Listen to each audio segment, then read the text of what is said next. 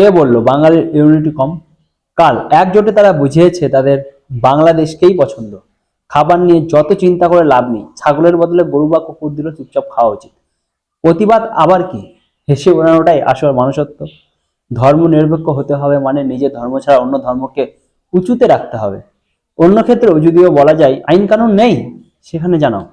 এক্ষেত্রে মৌখিক বাদানুবাদের পর আইনের সাহায্য নিলেও বাঙালি একজোটে বিরোধী করছে, গরিবের পক্ষে দাঁড়িয়েছে, চাকরি না করার দাবি জানিয়েছে, গরু হিন্দুদের খাওয়ানোতে যেতেই পারে, মুসলিমদের শোর খাওয়ানোর কথা উঠলে আরো বাঙালি একজোট হয়ে বলেছে কি খাবো কি পরবো অন্যরা বলে দেবে।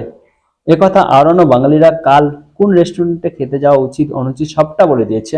ব্রাহ্মণ হয়ে কেন যাবে পাবে প্রশ্ন তুলেছে। সাধারণ মানুষ থেকে বড় বড় কন্টেন্ট ক্রিয়েটাররাও একজোটে বিরোধ করেছে প্রতিবাদীর।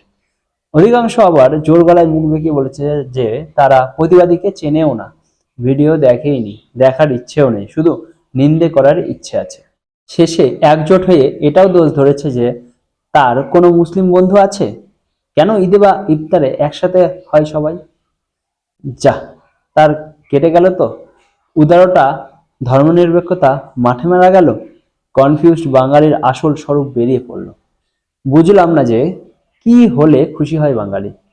নেতাজিও বোধহয় এই জন্যই দেশে ফিরেও আর বাঙালিদের সামনাসামনি হননি।